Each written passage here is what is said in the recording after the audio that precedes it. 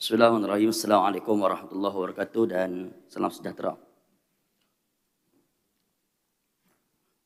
Qala Allah Ta'ala, ya ayyuhalladzina amanu la takhunu Allah war rasul wa takhunu amanatikum wa antum ta'lamun. Shadaqallahul azim.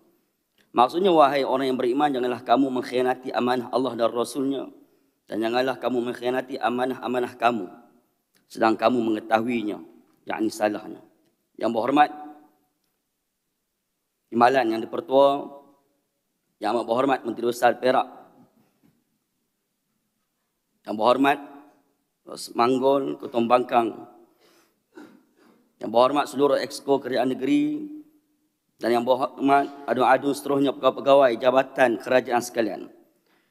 Datuk Yang dipertua, Selim ucapan terima kasih kerana sudi memberi peluang kepada Selim untuk turut serta membahaskan belanjawan 2023 yang dibentangkan oleh Yang Amat Berhormat Datuk Seri Menteri Besar Perak Darul Ridwan ketika membentangkan rang Undang-Undang Pembekalan tahun 2023 dan bawa usul kumpulan wang pembangunan 2023 baru-baru ini. Ucapan tahniah kepada Yang Amat Berhormat Menteri Besar Perak atas kejayaan membentangkan belanjawan 2023 yang sudah pasti bertepatan dengan tema Perak Makmur, Rakyat Sejahtera. Semoga belanjawan ini memberi manfaat yang dirasai oleh seluruh rakyat negeri Perak, insya-Allah. Suka Selim merakamkan sekalung penghargaan kepada seluruh pengundi Dun Selim pada PRU 15 yang lalu, juga kepada seluruh masyarakat di Dun Selim. Maka tanggungjawab kita berada di Dewan yang mulia ini mestilah membawa kepentingan dan masalah rakyat, tidak kira fahaman politik, kaum dan latar belakang. Pihak kerajaan mesti memberi contoh terbaik dalam mengimbangi keharmonian dengan memberi hak kepada semua rakyat melalui saluran yang sepatutnya. Kita melihat satu kejayaan negeri dari agensi negeri yang lepas apabila laporan audit negara 2021, analisis kewangan kerajaan negeri Perak secara keseluruhannya. Analisis audit mendapati kedudukan kewangan Kerajaan Negeri Perak pada tahun 2021 adalah kukuh berdasarkan metrik kedudukan kewangan 2021. Kutipan hasil 2021 meningkat sebanyak 1.5%. Menjadi juga berbanding dengan tahun 2020, namun perbelanjaan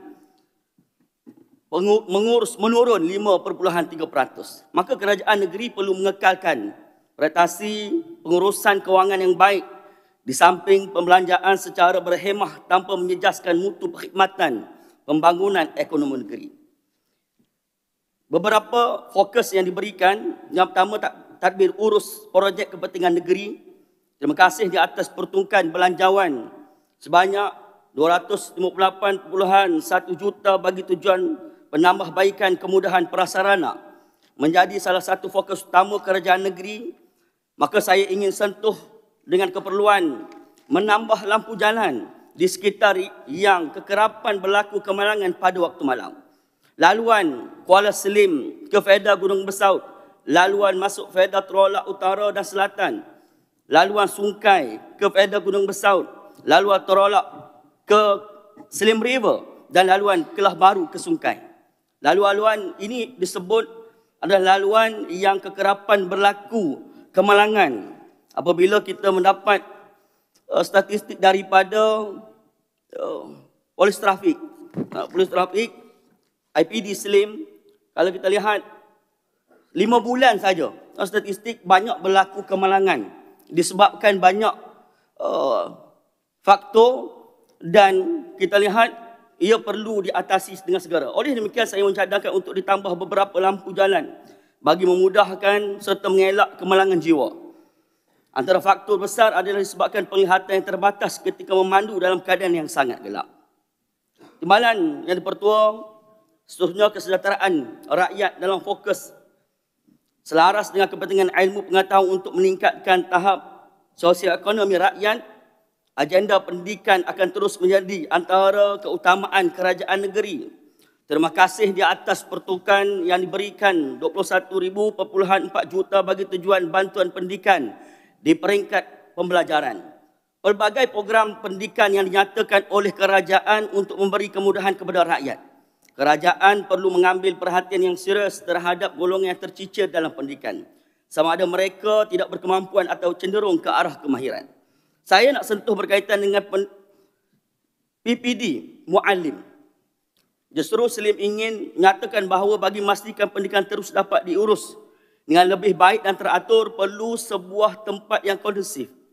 Walaupun PPD Muallim baru beroperasi, 2016 beroperasi dan ditutup pada 2019, dan kalau lihat beberapa berita yang dinaikkan sebelum-sebelum ini, banyak mencadangkan untuk PPD Muallim dibuka semula.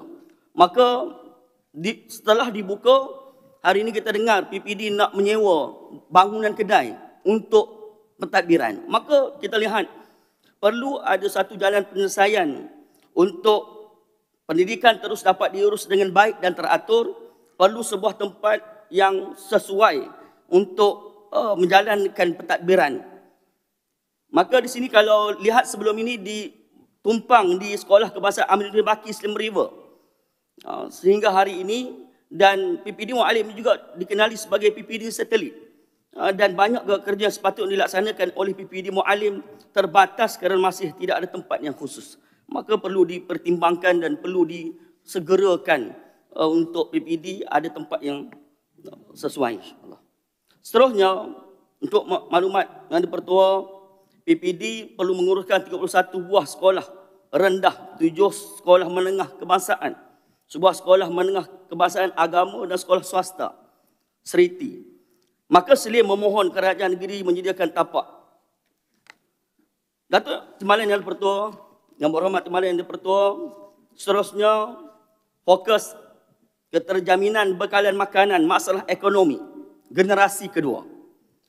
Belanjawan Kerajaan Negeri Perak tidak menyebut berkaitan dengan Felda dan Fekra kerana ia di bawah seliaan Kerajaan Persekutuan. Namun pada pandangan saya, kerajaan negeri boleh memainkan peranan memberdayakan komuniti Felda seperti jawatankuasa, pembangunan dan koperasi. Isu paling besar pembangunan Felda ini mempelbagaikan kegiatan ekonomi di Felda. Kawasan Felda ada modal aset sumber manusia dan tanah. Dua modal ini sepatutnya diambil peluang untuk mempelbagaikan ekonomi kawasan Felda. Sektor yang paling berpotensi adalah berkaitan dengan industri kecil dan sederhana IKS. Dalam masa yang sama, kerajaan negeri juga disarankan agar meneliti usaha bagi memastikan keberlangsungan ekonomi komuniti peneroka Felda. Pada masa yang akan datang, saya ingin mengucapkan terima kasih kepada Kerajaan Perikatan Nasional di bawah pimpinan Tan Sri Muhyiddin Yassin sebelum ini yang telah menghapuskan hutang peneroka Felda sebanyak 83 bilion sebelum ini. Kita menyambut baik usaha-usaha kerajaan melalui beberapa inisiatif yang nyatakan. Contohnya melalui sektor pertanian yang menelan belanja sebanyak RM55 juta.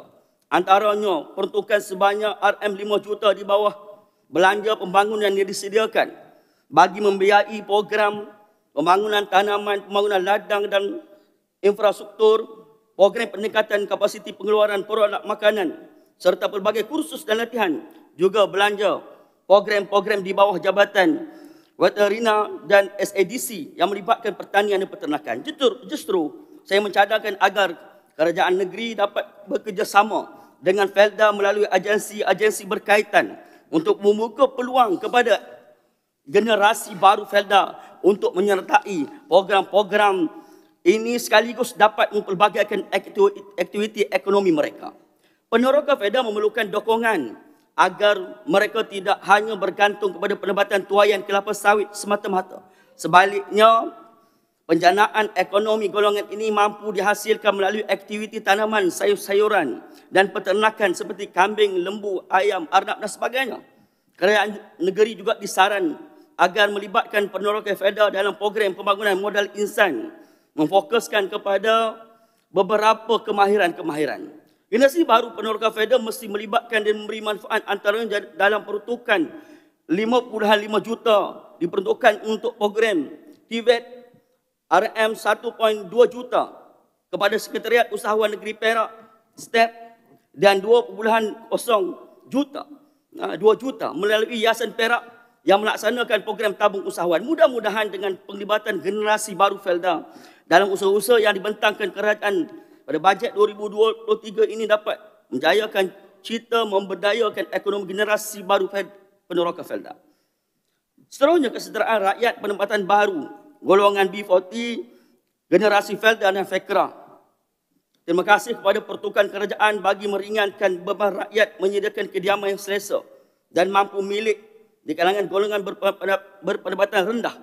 Program ini merupakan pinjaman perumahan tanpa faedah khusus untuk golongan B40 sebanyak RM5 juta diperuntukkan bagi pelaksanaan program rumah Perak Kuprihatin yang diselaras oleh Yayasan Perak. Ditambah program pinjaman perumahan, kerajaan negeri memperuntukkan 2.7 juta di bawah tabung amanah ladang masyarakat Ledang Mas akan menguruskan program Sayangi Rumahku oleh Yayasan Perak. Program bantuan baik pulih dan bina baru rumah secara percuma kepada rakyat yang kediamannya mengalami kerosakan atau unsur. Slim menyambut baik usaha murni ini khusus untuk B40 di Dun Slim dan mengharapkan agar program ini menyeluruh dan tiada kawasan yang terpinggir. Datuk Timbalan yang di-Pertua, Slim ingin bertanya, adakah pihak kerajaan berhasrat, bersedia dan bersungguh untuk membantu menyelesaikan masalah rumah generasi kedua Felda dan Fekra? Kalau di Felda Gunung Besau 2 rumah yang 102 buah rumah yang telah siap dah lama tapi masih lagi tidak dapat memberi kepada orang yang sepatutnya. Undian Majlis Cabutan Undi Perumahan Generasi Baharu PGBF gugusan Felda Besau telah dibuat. Kita tidak mahu setiap kali pilihan raya seolah-olah diberi gula-gula kepada generasi kedua. Saya mengharapkan ini ada jalan penyelesaian segera. Perkhidmatan baharu generasi Felda harus diberikan perhatian oleh kerajaan negeri kerana hal ini generasi kedua Felda ramai yang sudah berkeluarga dan memerlukan rumah. Mungkin pihak kerajaan negeri perlu meneliti akta penempatan berkelompok GSA 1960. Adakah perlu dipinda ataupun membuka klausa yang menjelaskan tanah peneroka Felda sama ada boleh diwarisi oleh generasi kedua Felda. Kami menyokong sepenuhnya kenyataan Menteri Besar pada 28 Ogos 2022 berkaitan perbincangan atur semula antara kerajaan negeri Felda dan Jabatan Kutub Pengarah Tanah dan Galian. Kami nyatakan kebersediaan untuk bersama dengan kerajaan negeri agar usaha ini dapat dijayakan demi masa depan generasi Felda. Jika kita turun ke lapangan, kita mendengar generasi Felda banyak sangat isunya. Banyak dari sudut masalah rumahnya, masalah ladangnya, masalah ulat bungkusnya, masalah fasiliti kemudahan warga Felda, terutama di klinik, memerlukan ambulans dan sebagainya. Banyak fasiliti yang perlu difikirkan oleh kerajaan untuk memudahkan mereka di sana. Yang berhormat Timbalan yang di-Pertua, seterusnya fokus kelestarian alam sekitar. Terima kasih kepada kerajaan negeri kerana memperuntukkan kepada Jabatan Pengairan dan Saliran JPS sebanyak 96.8 juta bagi belanja mengurus, manakala RM15 juta disediakan meliputi rancangan Tempatan Banjir RTB. Slim ingin menyebut beberapa tempat di Dun Slim yang perlu diberi perhatian kerana kekerapan berlaku banjir. Yang pertama, transit orang asli Pusat Kesihatan Daerah PKD Muallim, Kampung Kuala Selim, Kampung Torolak Pekan, Felda Torolak Utara, Felda Torolak Selatan, Kampung Kelah Baru dan sekitarnya. Adakah cukup sekadar mendalamkan sungai sahaja? Cadangan Slim agar jabatan yang berkaitan untuk sentiasa memantau sungai dan parit yang berpotensi banjir secara berkala, juga tempatan banjir yang perlu dilakukan dengan kadar yang segera. Dia seterusnya fokus takbir urus projek kepentingan negeri, baik pulih jalan. Terima kasih kepada kerajaan yang memperuntukkan kepada JKR RM90 juta di bawah belanja mengurus. Dari jumlah tersebut, sebanyak 35 juta diperuntukkan untuk projek jalan dan jambatan. Selain melihat isu jalan ini adalah isu utama rakyat yang perlu pemantauan berkala dan menyelesaikan segera oleh pihak JKR. Kadang-kadang isu ini tidak perlu kita menunggu aduan rakyat. Kerana jika aduan rakyat ini akan berlaku panas di media sosial. Jadi di sanalah adun ahli majlis JPKK dan sebagainya kena hentam. Di situlah tidak harmoninya. Maka perlu kepada tindakan yang lebih proaktif.